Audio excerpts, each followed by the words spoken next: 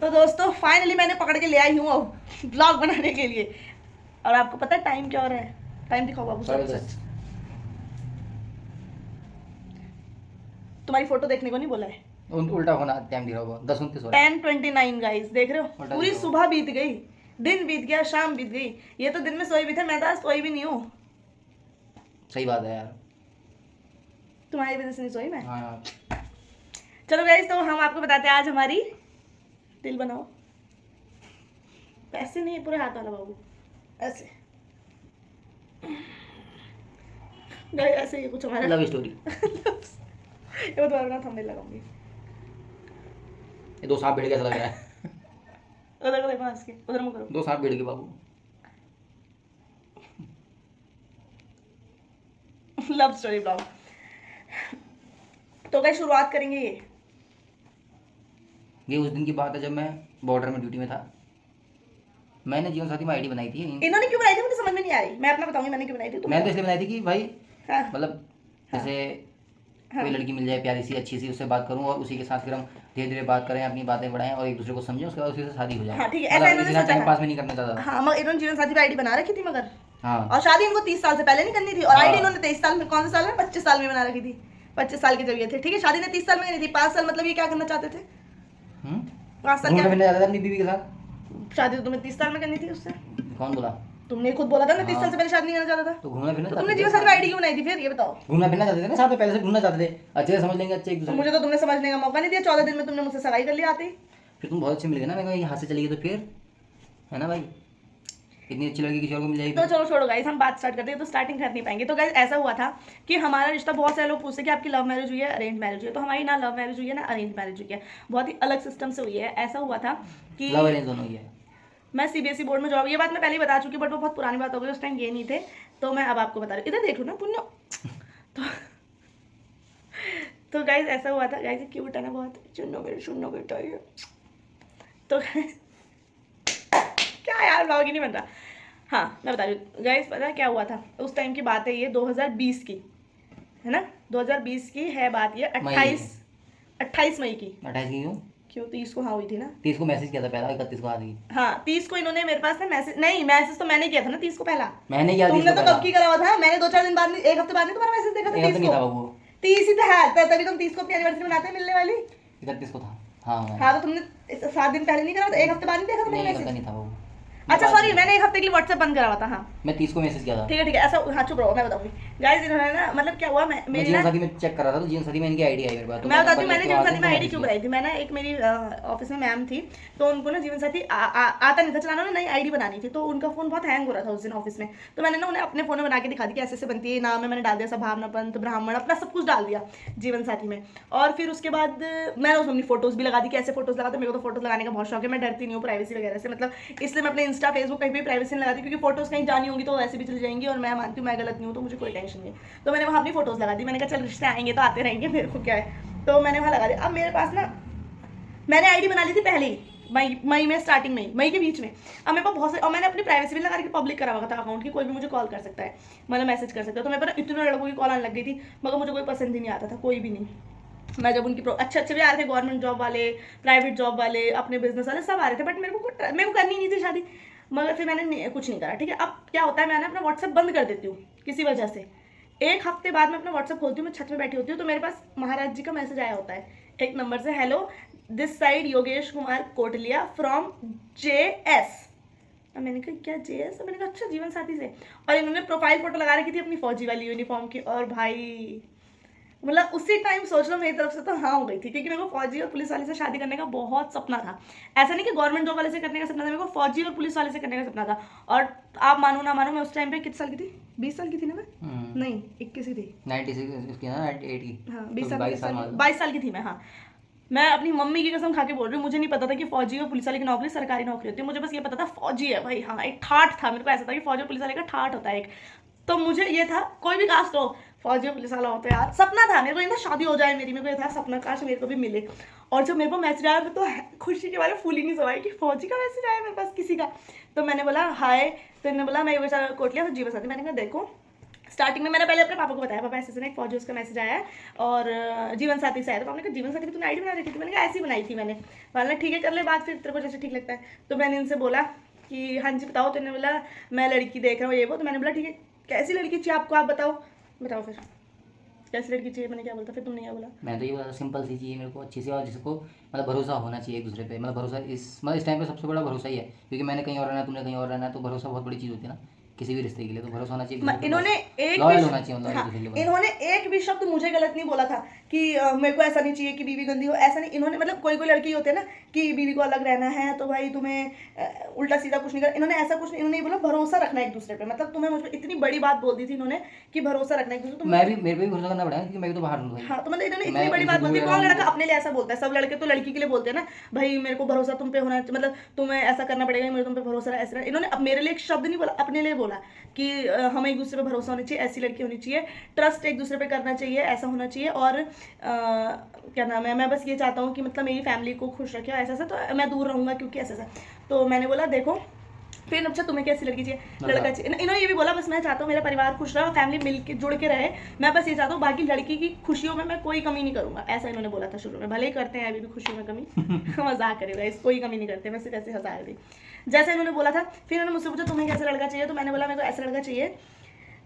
सबसे ज़्यादा जो मुझे एक चीज़ क्या जो हर लड़की को चाहिए, पार्टनर लॉयल हो। आज भी मेरे पे इतने मैसेजेस आते हैं इंस्टाग्राम पे जिनके हस्बैंड फौजी भी हैं और जिनके हस्बैंड नॉर्मल जॉब भी कर रहे हैं और जिनके हस्बैंड उनको चीट भी कर रहे हैं। मतलब वो घर आते हैं, छुट्टी आते ही नहीं पहली बात तो उनकी खुशी के लिए, तो बहुत परेशान रहते हैं वो कि मतलब बात नहीं करते किसी और लड़की के बात। तो मेरे को सबसे ज़्यादा है कि मेरा हस्बैंड लॉयल होना चाहिए, सिर्फ मेरा है तो मेरा ही रहे, मैं कोई कमी नहीं रखूंगी अपनी तरफ से, मगर मेरा है तो सिर्फ मेरे ही हो। तो मैंने इनको सबसे पहले एक बात बोली थी, मेरे को ऐसा लड़का चाहिए कि सिर्फ मेरे ही होके रहे वो।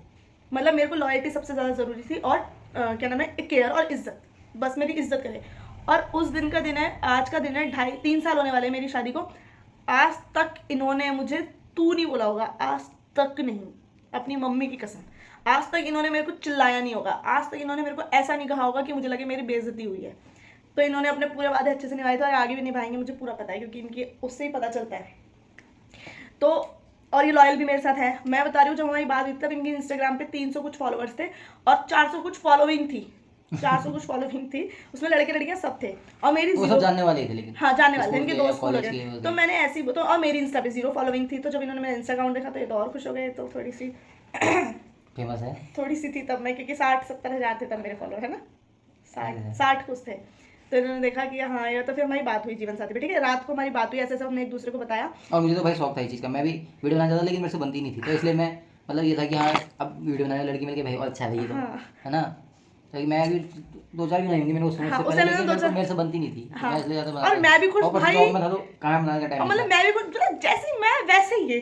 जब इन्होंने इतनी बड़ी बात बोली ना, वही भरोसे वाली, तो मुझे बहुत अच्छा लगा। और मैंने कहा देखो मेरे को ऐसे चाहिए, लॉयल होना चाहिए। और इन्होंने बात तो बड़ी बोली दी थी कि खुशियाँ सारी मैं लास्ट में क्या बोला था, कहाँ थे तुम अभी तक? हाँ वो बात तब बोली इन्होंने जब इन्होंने बोला कि आप, मैं उस टाइम सेम ही बात हमारी हुई थी। हाँ, मैं CBSE बोर्ड में जॉब करती थी। इनको भी ऐसी चाहिए था लॉयल, मुझे भी लॉयल पार्टनर चाहिए भाई, सबको मतलब हंसी खुशी सब कुछ हो जाए, तब बोला। और बताओ, मैं बताऊँ? फिर लोग बोलेंगे पति को बोलने नहीं देती। नहीं बोलो, तुम बोलो बाबू, तुम अच्छा बोलती हो। तो इन्होंने बोला मेरे को कि मैंने CBSE बोर्ड में जॉब करती थी। इन्होंने बोला तुम्हारी इतनी अच्छी जॉब है, तुम उसको मत छोड़ो, तुम वहाँ पे जॉब कर लो। और मैंने बोला नहीं कोई बात नहीं, देखो मुझे तो सबसे बड़ा फैमिली के साथ। बहुत सारे लोग बोलते हैं तुम बहुत किस्मत वाली हो, तुम्हारी सास इतनी अच्छी है, तुम्हारे ससुर इतने अच्छे हैं, तुम्हें सब अपनी बेटी जैसा समझते। तो देखो हर चीज़ ना दोनों तरफ से निभाई जाती है, हर चीज़। कुछ चीज़ मम्मी पापा लोगों ने मेरे लिए अच्छी करी हुई है, तो कुछ चीज़ मैंने उनके लिए अच्छी करी हुई है। हाँ मैं मानती हूँ उन्होंने सब कुछ मेरे लिए अच्छा करा हुआ है, मेरे पे बहुत भरोसा। आज तक उन्होंने कभी मेरी किसी चीज़ पे उंगली नहीं उठाई, पूरा भरोसा रखा। मैं बोल रही हूँ मेरी नंदे आज तक अकेली कहीं नहीं गई होंगी, मगर मेरे को वो हर जगह अकेला भेजते थे। कभी मुझसे मेरी नंदे आज तक रात को बाहर नहीं निकली होंगी, वो मुझे रात को पार्टी तक में जाना अलाउड करते हैं। तो उन्हें मेरे पे इतना भरोसा है। तो हाँ सबकी किस्मत मैं चाहती हूँ कि ऐसे ससुर होने चाहिए, मगर इसके लिए दोनों तरफ से अच्छा होना पड़ेगा तब। चलो पहले हम लव स्टोरी बता रहे थे, कहाँ परिवार में पहुँच गए, इस बात बाद में बताऊँगी। तो फिर इन्होंने मेरे को बोला, मैंने बोला नहीं मेरे को फैमिली के साथ रहना, जॉब मैं वहाँ भी कर लूँगी, बट मेरे को, तो इन्होंने बोला हमारा गांव है और वहाँ नदी वदी आती है, बीच में रास्ता ख़राब है, गांव में कैसे रह पाऊँगी। मैंने कहा मैं हर जगह एडजस्ट कर लूँगी, तुम टेंशन मत लो। फिर इन्होंने बोला कि मैं ना ड्रिंक और स्मोकिंग करता हूँ। मैंने कहा क्या, मेरे पापा तो करते नहीं, ये कहाँ से आ गया इंसान। मेरे अच्छी खासी बातचीत चल रही थी, दारू सिगरेट, मैंने कहा क्या करूँ, इधर आओ ना बेबी, तुम दिख रही। तो मैंने कहा कि दारू सिगरेट, तो मैंने बोला ठीक है कोई बात नहीं मैं छुड़वा दूंगी। धीरे धीरे छुड़वाऊंगी तो छोड़ दोगे ना। तो इन्होंने कहा स्मोकिंग तो छोड़ दूंगा मगर ड्रिंक नहीं, क्या बोलते हैं, ड्रिंक छोड़ दूंगा, स्मोकिंग नहीं, स्मोकिंग छोड़ सकता हूँ, स्मोकिंग तो ड्रिंक छोड़ रोज चाहिए। हाँ स्मोकिंग छोड़ सकता हूँ, ड्रिंक रोज चाहिए। मैंने कहा छी यार छी, मगर मैंने हाथ से जाने नहीं देना चाहती थी भाई, मेरे को तत्था पति मिला था, तो सारी बातें अच्छी अच्छी चल रही थी। तो मैंने कहा चलो ठीक है मैं छुड़वा दूंगी। तो उन्होंने बोला अरे मैं कुछ भी नहीं करता, मजाक कर रहा हूँ, मेरे लिए क्यों कॉम्प्रोमाइज कर रहे हो, मैं कुछ भी नहीं करता। और मेरा दिल गार्डन गार्डन हो गया कि सच में, मतलब इनकी बातों में मुझे भरोसा भी होया ही जा रहा था क्योंकि वो सच्ची बातें चल रही थी एकदम। फिर उन्होंने मुझे अपनी एक फोटो भेजी, ये मैं हूँ बट मैं फोटो में गोरा लग रहा हूँ, वैसे मैं रियल में काला हूँ, इन्होंने ऐसा बोला सांवला हूँ। तो मैंने कहा कोई बात नहीं, सांवले गोरे से क्या होता है, मुझे इनके फीचर्स बहुत अच्छे लगे थे, मतलब दिखने में तो स्मार्ट ही लग रहे थे। मैंने कहा अरे अच्छा है, इतना भी क्या गोरा आ रहा होगा फोटो में, मैंने कहा थोड़े तो गोरे होंगे ही, काले तो नहीं होंगे, फोन इतना गोरा भी नहीं कर देता। मुझे काले गोरे से मतलब भी नहीं था। हाँ ये था मुझे कि अच्छा दिखने में स्मार्ट भी होना चाहिए हस्बैंड, तो मुझे तो अच्छे लगे थे भाई, और मेरे को तो अभी भी अच्छे लगे। मत खेलो ना बाबू भाई, स्मार्ट तो है ना गाइस। तो लोगों ने क्या करते थे तो क्या हो बता गया, रहे हैं। क्या हो गया फिर गाइस, है ना, एक और व्लॉग बन जाएगा इसी बहाने। मत खेलो ना बाबू। क्यों? तो फिर क्या हुआ, फिर बता दो क्या हुआ। हाँ फिर मतलब मैं नहीं पीता, मेरे लिए कॉम्प्रोमाइज़ मत करो ऐसे, मतलब मैंने कहा नहीं यार मुझे तुम पसंद आ गए हो, मैं नहीं ऐसा करना चाहती। तो मैंने बोला, फिर मैंने कहा मैं जॉब भी छोड़ दूंगी, मैं वहाँ रह लूँगी, मैं गाँव में एडजस्ट कर लूँगी, और तुम टेंशन मत लेना, तुम आराम से अपनी ड्यूटी जाना, फैमिली संभालने की जिम्मेदारी मेरी है, मैं हमेशा खुश रखूँगी उनको। मैंने इनको ये बोला, मैं कभी तुम्हें शिकायत का मौका नहीं दूंगी। तो ये बहुत खुश हो गए। तो इन्होंने इतनी बड़ी बात बोली, मतलब मेरे को बहुत खुशी हुई बात को सुन के। अरे यार तुम आज तक कहाँ थे।